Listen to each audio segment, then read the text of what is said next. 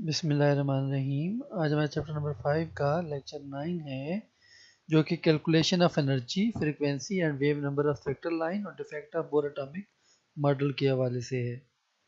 तो सबसे पहले हम देखेंगे calculation of wave numbers of photon of various spectral series by Bohr theory. तो बोहर थ्योरी ने जो स्पेक्ट्रल सीरीज थी, जो आपने लास्ट लेक्चर में पढ़ी थी कॉलेज में, यानी कि जो बाल्मर सीरीज़ है, लाइमन सीरीज़ है, पास्टन सीरीज़ है, फंड सीरीज़ है, ब्रैकेट सीरीज़, 5 जो सीरीज़ थी स्पेक्ट्रल, उनके जो वेव नंबर थे फोटॉन के, वो कैलकुलेट किए गए थे बोहर थ्योरी के ज़रिए। सबसे पहले हम जो है वो कैलकुलेशन ऑफ एनर्जी करेंगे। कैलकुलेशन ऑफ एनर्जी में जो है, जो वेव लेंथ और wave number of spectral line depend upon the amount of energy emitted by electron. तो जो वेव लेंथ होती है और जो वेव नंबर होता है स्पेक्ट्रल लाइन का, स्पेक्ट्रल लाइन आप स्पेक्ट्रम में देख चुके हैं, जो आपने एटॉमिक एमिशन स्पेक्ट्रम और ट्रांजिशन स्पेक्ट्रम में पढ़ा था।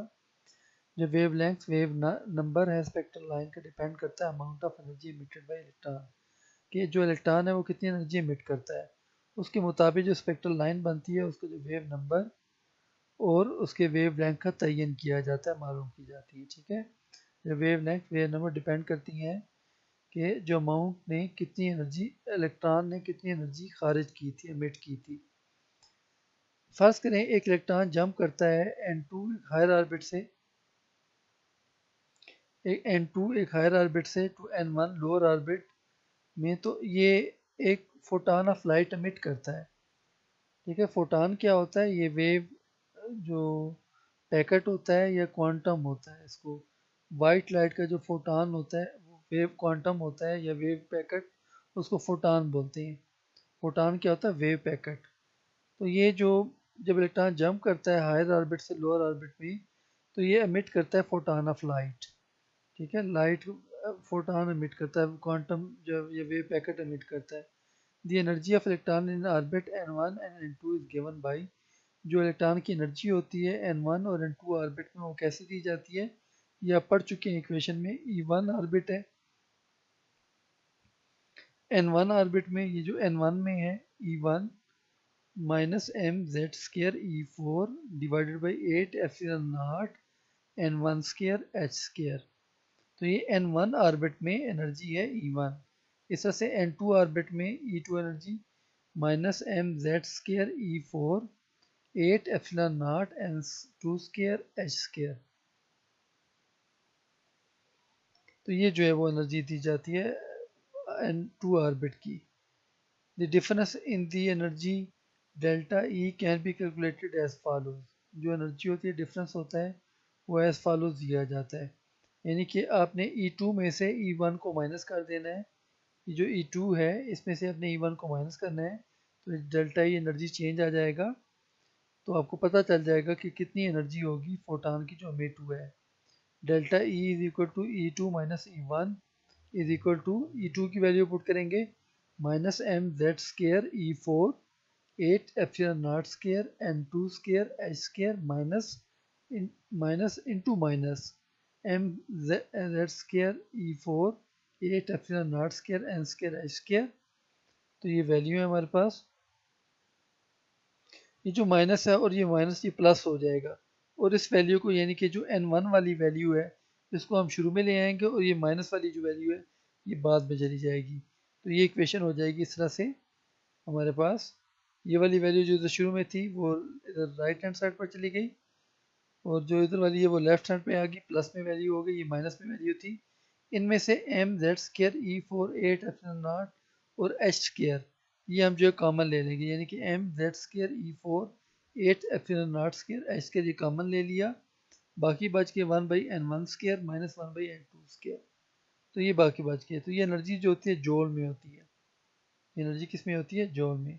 फॉर हाइड्रोजन एटम अगर हम बात करें हाइड्रोजन एटम की, तो Z एटॉमिक नंबर जो होता है 1 के बराबर होता है, और ये जो मैस है और चार्ज, ई चार्ज को बोलते हैं, epsilon not vacuum permittivity, H Planck's constant, इसको अगर हम हल करें तो आंसर आता है 2.18 मल्टीप्लाई बाई 10⁻⁻18 जूल।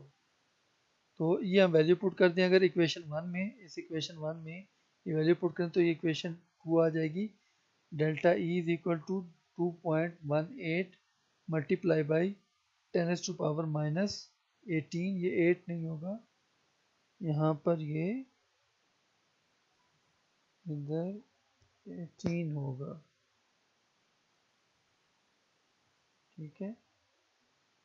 तो ये -18 होगा, तो ये आ जाएगा हमारे पास 2.18 मल्टीप्लाई 10⁻⁻18 1/n1² माइनस 1/n2² जो ये जो इक्वेशन 2 है ये हमें बताएगी कि जो फोटान खारिज होगा उसकी एनर्जी कितनी होगी और डिफरेंस क्या होगा, यानी कि एनर्जी का n1 और n2 में, यानी कि जो हायर ऑर्बिट और लोअर ऑर्बिट में एनर्जी का फ़र्क क्या होगा, और जो फोटान खारिज होगा इलेक्ट्रॉन जब जंप करने से, तो फोटान की एनर्जी कितनी होगी ये भी हमें बता देगा।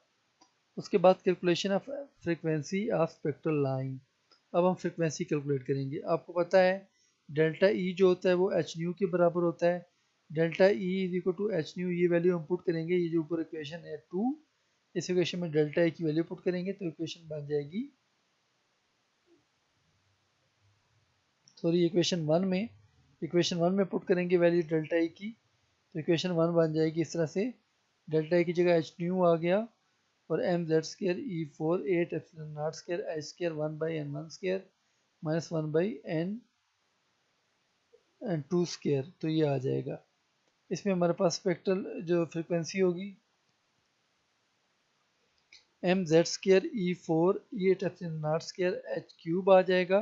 देखिए ना एच यहाँ पर मल्टीप्लाई हो रहा है, राइट हैंड साइड पे लेकर आ गए तो डिवाइड हो गया, तो पहले ही H2 था यहाँ पर, ऊपर देखें इसमें इस इक्वेशन में ऊपर वाली में यहाँ पर H मल्टीप्लाई हो रहा है लेफ्ट हैंड साइड पर, राइट हैंड साइड पर लेके जाएंगे डिवाइड हो जाएगा, तो एच स्केयर पहले ही है तो ये एच क्यूब बन जाएगा, तो ये इक्वेशन हो जाएगी frequency is equal to M Z square E 4 8 epsilon naught square H cube 1/n1 square minus 1/n2 square hertz. ये जो फ्रीक्वेंसी के यूनिट क्या होते हैं, फ्रीक्वेंसी के यूनिट होते हैं साइकिल पर सेकंड पर सेकंड या हर्ट्ज होते हैं, ठीक है। एक हर्ट्ज बराबर होता है एक साइकिल पर सेकंड के। तो इक्वेशन 3 हमें क्या बताती है, ये जो इक्वेशन 3 हमने कैलकुलेट की है ये हमें बताती है कि जो फोटान अमिट होता है जब इलेक्ट्रॉन जंप करता है हायर ऑर्बिट से लोअर ऑर्बिट में, तो जो फोटान अमिट होता है वो कितनी उसकी फ्रिक्वेंसी क्या होगी उसके बारे में हमें बताता है, यानी कि स्पेक्ट्रल लाइन जो बनेगी उसकी फ्रिक्वेंसी भी आप कैलकुलेट कर सकते हैं। तो frequency values goes on decrease between adjacent level, तो जैसे जैसे मतलब है दो एडजेसेंट होंगे यानी कि लगातार जो दो ऑर्बिट होंगे, यानी पहला शेल दूसरा शेल या दूसरा तीसरा शेल या तीसरा चौथा शेल, जो करीब करीब दो ऑर्बिट होंगे शेल होंगे उनमें फ्रिक्वेंसी की वैल्यू कम होगी। अगर यानी कि दूर दूर वाले शेल होंगे यानी कि पहला और पांचवा, पहला और छठा, या दूसरा और पांचवा, दूसरा और छठा, इस तरह से दूर दूर जो शेल होंगे उनके लिए जो फ्रिक्वेंसी होगी फोटान की वो ज़्यादा होगी क्योंकि गैप ज़्यादा होगा, एनर्जी ज़्यादा खारिज होगी। उसके बाद नेक्स्ट हम कैलकुलेट करेंगे कैलकुलेशन ऑफ वेव नंबर। तो वेव नंबर अब देखें, ये जो फ्रिक्वेंसी होती है ना न्यू, इसे न्यू बोलते हैं, फ्रिक्वेंसी बराबर होती है सी इंटू न्यू बार। ऊपर देखें यहाँ पर बार लगा हुआ है, ऊपर आपको नज़र आ रहा है इसके ऊपर बार लगा हुआ है, ये ऊपर बार है न्यू बार, ये हमारे पास फ्रिक्वेंसी की इक्वेशन है is equal to C into nu bar. ये इक्वेशन हम पुट करेंगे इक्वेशन 3 में, ये इक्वेशन 3 है, इसमें हम जो है इस न्यू की इक्वेशन पुट करेंगे, यहाँ पर आ जाएगा सी न्यू बार। तो ये अब देखें ये इक्वेशन आ गई, इसमें हमने वैल्यू पुट की जो है वो इस फ्रिक्वेंसी की वो सी न्यू बार आ गई। अब ये M Z square E 4 8 epsilon naught square और H cube 1/n1 square minus 1/n2 square. अब जो c यहाँ पर c क्या है, स्पीड ऑफ लाइट, ये मल्टीप्लाई हो रही है स्पीड ऑफ लाइट, इधर लेकर जाएंगे तो डिवाइड हो जाएगी, तो इक्वेशन बन जाएगी हमारे पास इस तरह से nu bar is equal to M Z square E 4 8 epsilon naught square H cube C 1/n1 square minus 1/n2 square M minus one, M minus जो वन है ये हमारे पास वेव नंबर का यूनिट है, ये वेव नंबर है, nu bar क्या है वेव नंबर। तो ये वेव नंबर कैलकुलेट किया गया हमने इक्वेशन 4 में, पर hydrogen atom z is equal to 1, the factor M E 4 8 epsilon naught square H cube C, इसकी वैल्यू कितनी होती है 1.09678 मल्टीप्लाई बाई 10⁻⁷ पर मीटर। तो ये मैंने एक एग्ज़ाम दिया था, बल्कि जो मैंने लेक्चरशिप का एग्ज़ाम दिया था उसमें MCQs आया था। ये जो फैक्टर है ना, ये वाला ME4 8 epsilon naught square H cube C, इसको हम रिडबर्ग कांस्टेंट बोलते हैं। ये रिडबर्ग कांस्टेंट कहलाता है। इसकी वैल्यू क्या दी गई है, यहाँ पर ये वैल्यू दी गई है। वैल्यू क्या है 1.09678 मल्टीप्लाई बाई 10⁻⁷ पर मीटर, ये वैल्यू है इसकी।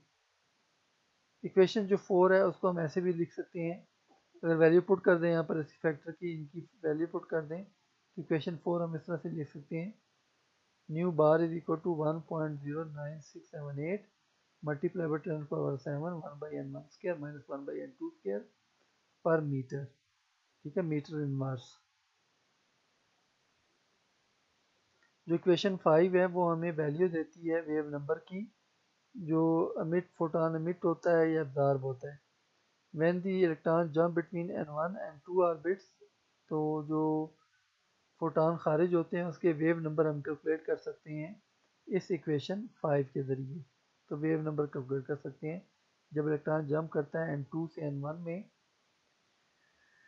तो जो एनर्जी जो फोटोन खारिज होगा उसका वेव नंबर क्या होगा, या स्पेक्ट्रल लाइन जो बनेगी उसका वेव नंबर क्या होगा, इस इक्वेशन से कैलकुलेट करेंगे। अब आ जाए हम इसमें लाइमन सीरीज। लाइमन सीरीज की स्पेक्ट्रल लाइन, लाइमन सीरीज की पहली लाइन कब हम देखेंगे, जब इलेक्ट्रॉन n2 या n2 बराबर जो कि दूसरा शेल है, दूसरे शेल से n1 इज इक्वल टू 1 यानी पहले शेल में जंप करेगा। पहली लाइन आपको लाइमन सीरीज की नज़र आएगी, यानी कि दूसरे शेल से पहले शेल में इलेक्ट्रॉन जब जंप करेगा तो आपको लाइमन सीरीज की लाइन नज़र आएगी। तो लाइमन सीरीज की जो लाइन होगी ये यहाँ पे पुट करेंगे इक्वेशन 5 में। इक्वेशन 5 देखें जो हमने मालूम की थी वेव नंबर की, wave number is equal to 1.09678 multiply by 10⁻⁷।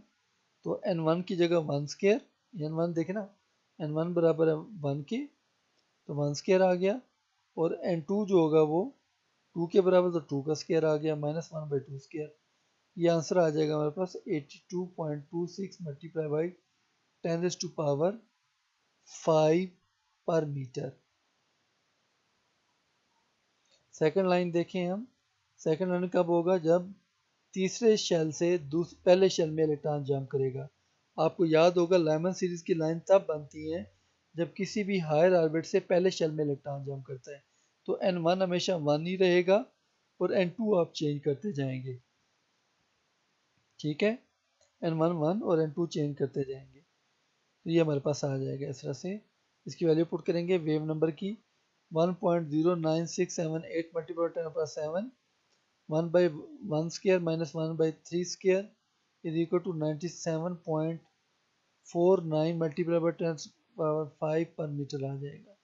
Limiting line n1 is equal to 1 n2 is equal to infinity. Limiting line कब होती है, जब इन्फिनिटी फासले से इलेक्ट्रॉन जंप करता है पहले शेल में, तो ये लाइमन सीरीज की लिमिटिंग लाइन होगी, यानी इसके बाद और कोई लाइन नहीं होगी, ये आखिरी लाइन होगी लाइमन सीरीज की। तो इन्फिनिटी यानी कि लामहदूद फासले से इलेक्ट्रॉन n1 में जंप कर देता है पहले शेल में, तो लिमिटिंग लाइन इसमें हम कैलकुलेट करते हैं। लिमिटिंग लाइन 1.09678 मल्टीप्लाई 10⁻⁷, तो n1 की जगह 1 का स्क्वायर, और n2 जो है वो चूँकि इन्फिनिटी के बराबर है तो इन्फिनिटी स्क्वायर। इन्फिनिटी से किसी चीज़ को डिवाइड करें तो वो चीज़ ज़ीरो के बराबर हो जाती है, यानी कि ये जो 1/इन्फिनिटी स्क्वायर है ये ज़ीरो हो जाएगा फैक्टर, और ये 1 बचेगा, तो ये हमारे पास वही आंसर आ जाएगा। इसको हमने थोड़ा सा 10⁵ में कर दिया है क्योंकि ऊपर भी 10⁵ में है, तो 109.678 मल्टीप्लाई बाई 10⁵ पर मीटर। तो आप देख सकते हैं कि वेव नंबर बढ़ रहा है, पहले 82 था, फिर 97, फिर 109। तो वेव नंबर जैसे जैसे दो ऑर्बिट के दरमियान फासला बढ़ता है तो वेव नंबर बढ़ना शुरू हो जाता है।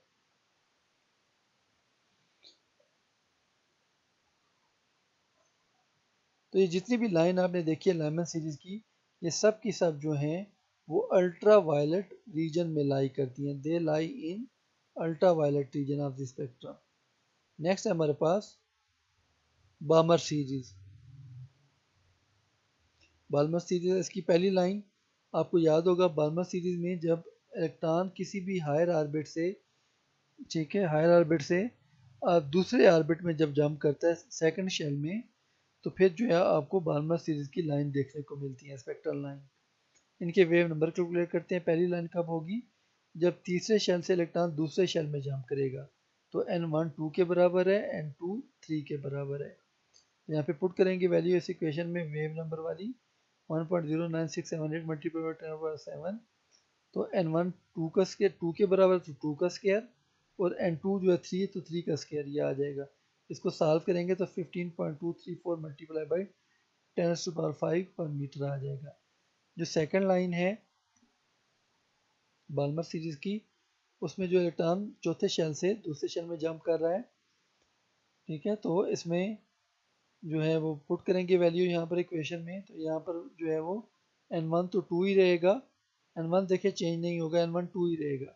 आप ये इसको n2 को चेंज करेंगे, 4 का स्क्वायर आ गया, सॉल्व करेंगे तो 20.566 मल्टीप्लाई बाय 10⁻5 पर मीटर आ जाएगा। थर्ड लाइन में क्या होगा, आपने n2 को 5 कर देना है और n1 2 ही रहेगा, n1 चेंज नहीं करना आपने, ठीक है। तो वैल्यू पुट करेंगे n1 की, तो 2 स्क्वायर आ गया, यहाँ पर 5 स्क्वायर आ गया। इसको सॉल्व करेंगे 23.00 मल्टीप्लाई बाय 10⁻5 पर मीटर आ जाएगा। फिर लिमिटिंग लाइन, लिमिटिंग लाइन कैसे देखते हैं, यानी कि जब n2 हमारे पास 4 नहीं होगा, बल्कि n2 हमारे पास क्या होगा, इन्फिनिटी। n2 हमारे पास इसमें,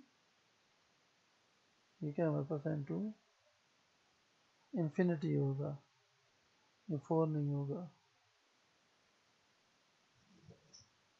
ठीक है। तो n2 जो होगा वो इन्फिनिटी होगा, तो इन्फिनिटी से जब दूसरे शेल में जंप करेगा इलेक्ट्रॉन, तो वेव नंबर जो होगा वो ये होगा 1.09678 मल्टीप्लाई 10⁻7, 1/2 स्क्वायर, 1/इन्फिनिटी स्क्वायर। मैंने आपको पहले भी बताया था, ये इन्फिनिटी से डिवाइड करने पर वैल्यू 0 हो जाती है, तो ये वैल्यू 0 हो जाएगी और ये 1/4 बचेगा। तो 4 को इसे डिवाइड, इस फैक्टर को 4 से डिवाइड करेंगे, तो ये हमारे पास 27.421 मल्टीप्लाई बाय 10⁻5 पर मीटर आ जाएगा। ये जो लिमिटिंग लाइन है बाल्मर सीरीज की, ये अल्ट्रा वायलेट रीजन में पाई जाती है। बाकी जो first line, second line, third line और जितनी भी लाइन है, बाकी जो लाइंस होती हैं वो विजिबल रीजन में पाई जाती हैं, ठीक है। तो लिमिटिंग लाइन बाल्मर सीरीज की अल्ट्रा वायलेट रीजन में, और बाकी अदर जो बाकी होती हैं दूसरी स्पेक्ट्रल लाइन, वो विजिबल रीजन में पाई जाती हैं। इसी तरीके से आप जो हैं वो Paschen series, Brackett series, fund series के आप वेव नंबर कैलकुलेट कर सकते हैं बोर के एटॉमिक मॉडल की जो है इक्वेशन की मदद से। स्पेक्ट्रल लाइन जो इन 3 सीरीज की जो होती हैं इंफ्रारेड रीजन में पाई जाती हैं, ठीक है। ये हमने पहले भी पढ़ा था, पास्टन, ब्रैकेट और फंड सीरीज की स्पेक्ट्रल लाइन होती हैं वो इंफ्रारेड रीजन में पाई जाती हैं। उसके बाद आ जाता है हमारे पास defects of Bohr atomic model. तो बोर एटॉमिक मॉडल की अगर हम बात करें, तो बोर एटॉमिक मॉडल जो है वो जो स्पेक्ट्रम होते हैं, यानी कि जो लाइन स्पेक्ट्रम होते हैं, वो एक्सप्लेन करता है, उनकी वजाहत करता है, लेकिन तमाम एलिमेंट की नहीं।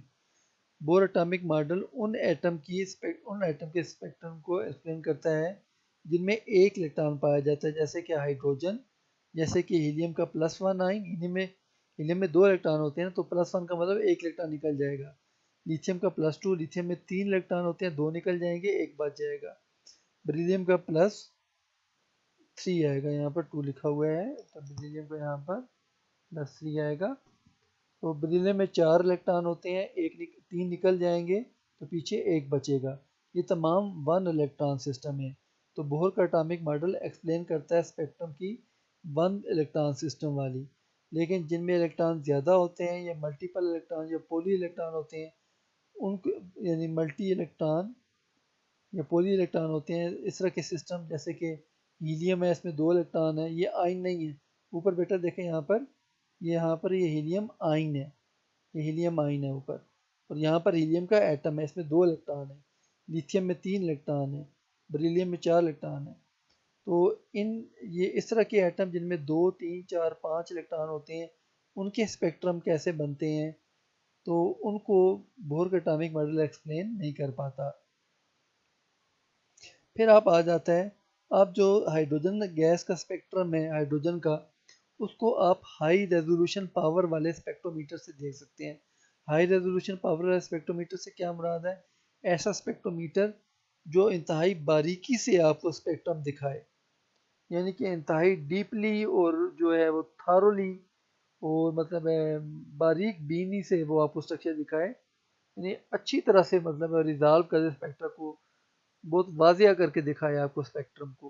ठीक है, तो अगर हाइड्रोजन का स्पेक्ट्रम आप हाई रिजॉल्विंग पावर वाले स्पेक्ट्रोमीटर से देखें, तो वो आपको स्पेक्ट्रम बहुत ही बारीक बीनी से दिखाएगा और इंतहाई जो वाजिया तौर पे दिखाएगा।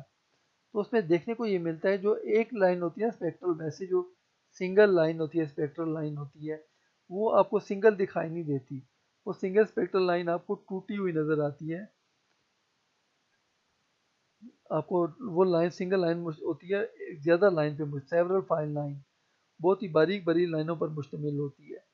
ठीक है, वो जहाँ पर आपको एक लाइन नजर आ रही होती है, वहाँ पर आपको 4 या 5 लाइनें नजर आएंगी। एक लाइन 4 से 5 लाइनों में डिवाइड हो जाएगी, ये नजर आएगी। मिसाल के तौर पर जो बाल्मर सीरीज में लाइन होती है ना हाइड्रोजन अल्फा, उसकी 5 कंपोनेंट लाइन बनती हैं।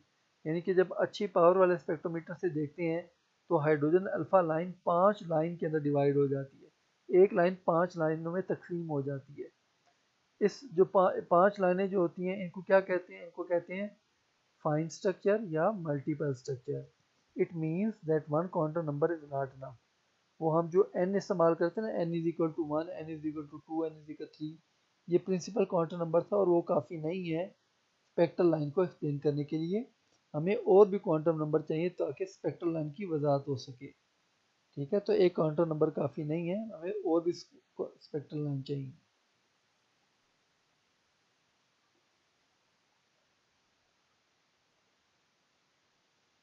Bohr suggested circular orbits of electron around the nucleus of hydrogen atom. Bohr ने जो है वो सर्कुलर ऑर्बिट कहे थे कि ऑर्बिट कैसे होते हैं, सर्कुलर। सर्कुलर समझते हैं आप, जैसे चूड़ी होती है, बैंगल होती है, उस जैसे होते हैं सर्कुलर ऑर्बिट। यानी कि गोल गोल दायरे की शक्ल में, जैसे आप पेपर पे दायरा बनाते हैं, ऐसे ऑर्बिट होते हैं बोर के मुताबिक। लेकिन जो मॉडर्न रिसर्चेज हैं, जो जदीद तहकीकात है, उसने साबित किया है कि एटम सर्कुलर नहीं होता, यानी कि 2 डायमेंशनल नहीं होता, बल्कि एटम जो होता है वो 3 डायमेंशनल होता है। जैसे गेंद होती है, जैसे बॉल होती है, ठीक है, जैसे क्रिकेट बॉल है या आप टेनिस बॉल होती है, उस जैसी होती है, उस जैसा होता है शेल या ऑर्बिट। ऑर्बिट सर्कुलर नहीं होता जैसे बैंगल होती है, इस तरह से निचूड़ी की तरह नहीं होता, बल्कि जो ऑर्बिट होता है वो बॉल यानी कि क्रिकेट बॉल या टेनिस बॉल की तरह से होता है। ऑर्बिट स्फेरिकल होता है, सर्कुलर नहीं होता। तो इसका मतलब ये हुआ कि जो एटॉमिक मॉडल होता है वो फ्लैट नहीं होता। फ्लैट का मतलब क्या है? फ्लैट का मतलब होता है एटॉमिक मॉडल चिपटा नहीं है, हमवार नहीं है, स्मूथ। ठीक है, स्मूथ नहीं है, हमवार या चिपटा ऐसे कहते हैं फ्लैट को, वो नहीं है। It is spherical in shape. तो ये स्फेरिकल होता है जैसे बॉल होती है क्रिकेट की या टेनिस की। उसके बाद नेक्स्ट हमारे पास ये इंपॉर्टेंट है, ये वाला पॉइंट नेक्स्ट नंबर 4 है। The excited atom of hydrogen atom with emission spectrum are placed in this magnetic field. अगर हाइड्रोजन के जो एक्साइटेड एटम होते हैं स्पेक्ट्रम देखने के लिए, जिनको हम एक्साइटेड करते हैं, ठीक है, हाइड्रोजन एटम को अगर आप एनर्जी देंगे तो वो हाई एनर्जी स्टेट में चले जाएंगे, जिसको एक्साइटेड स्टेट कहेंगे। अगर ऐसे हाई एनर्जी वाले एटम जो होते हैं हाइड्रोजन के, उनको हम मैग्नेटिक फील्ड में रख दें, तो जो स्पेक्ट्रल लाइन बनती हैं वो स्पेक्ट्रल लाइन टूट जाती हैं क्लोजली स्पेस लाइन के अंदर, यानी कि बारीक बारीक लाइन के अंदर टूट जाती हैं, स्प्लिट अप हो जाती हैं। इस फिनोमिनन को जीमान इफेक्ट कहते हैं। ये बोर्ड में शॉर्ट क्वेश्चन आया हुआ है। उसके बाद the source of sodium spectrum is place in weak magnetic field. अगर आप सोडियम का स्पेक्ट्रम है, उसको जहाँ से वो पैदा हो रहा है सोडियम स्पेक्ट्रम, उसको आप मैग्नेटिक फील्ड में रख दें, तो 2 लाइन जो होती हैं वो कंपोनेंट लाइन में मजीद लाइन के अंदर टूट जाती हैं।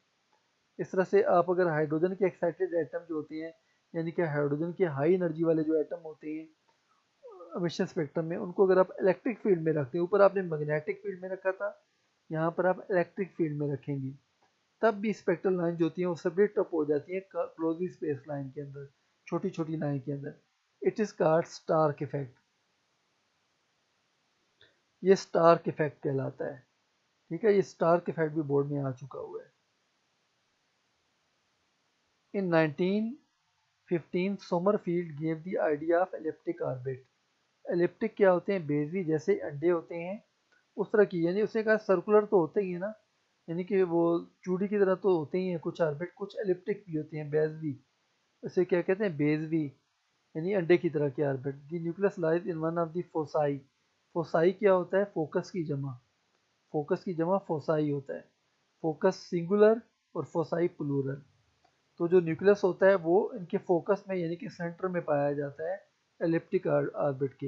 ये आपके पास देखें एटम है, ये सोमरफील्ड ने पेश किया था कि यानी कि एक तो सर्कुलर होते हैं ना, गोल गोल होते हैं बिल्कुल ऐसे सर्कल की तरह नहीं, इसके अलावा जो है एलिप्टिक, ये बेस भी देखें अंडे की तरह है ना, ये वाला ये आपको जो नज़र आ रहा है ये अंडे की तरह है।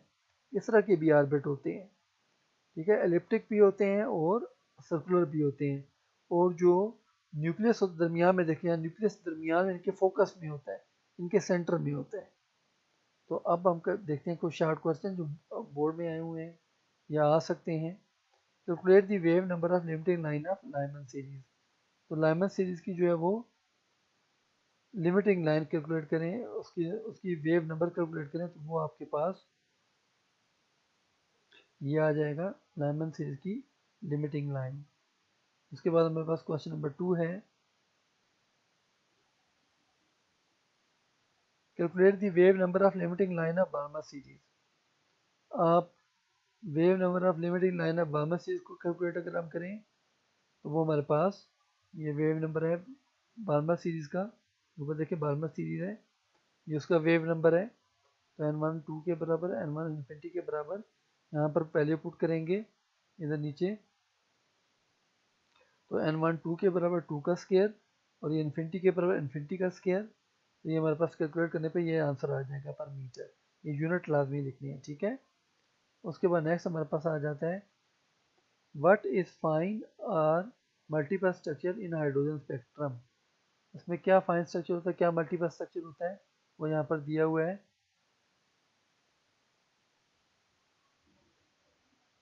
स्पेक्ट्रम ऑफ हाइड्रोजन गैस के इसमें जो है वो उसमें रिजॉल्विंग पावर से आप देखें अच्छे स्पेक्ट्रोमीटर से, फिर आपको स्पेक्ट्रम नजर आता है। It is called multiple structure और फाइन स्ट्रक्चर इसको कहते हैं। तो ये हमारे पास ये सेवरल लाइन में, यानी कि एक लाइन बहुत सारी लाइन में टूट जाती है, इसको फिर फाइन स्ट्रक्चर मल्टीपल स्ट्रक्चर कहते हैं। तो ये लिखेंगे आप point number 2। What is Riemann effect, ये बोर्ड में आया हुआ है शॉर्ट क्वेश्चन, और जो है वो यहाँ पर ये रीमान इफेक्ट है, ये दो लाइनें ये वाली रीमान इफेक्ट, ये लिखेंगे आप रीमान इफेक्ट। फिर व्हाट इज स्टार्क इफेक्ट, ये भी बोर्ड में शॉर्ट क्वेश्चन आया हुआ है, यानी ऊपर रीमान इफेक्ट में मैग्नेटिक फील्ड लगाएं तो लाइनें जो स्पेक्ट्रल लाइन टूट जाती है, इस तरह से जो है वो अगर यहाँ से लिखेंगे इधर दी एक्साइटेड, अगर इस तरह से एक्साइटेड एटम को इलेक्ट्रिक फील्ड में रखते हैं तभी स्पेक्ट्रल लाइन टूट जाती है, तो उस इफेक्ट को स्टार्क इफेक्ट बोलते हैं।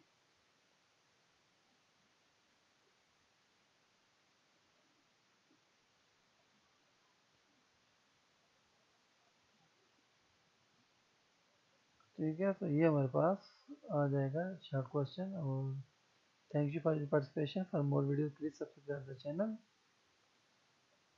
अल्लाह हाफिज़।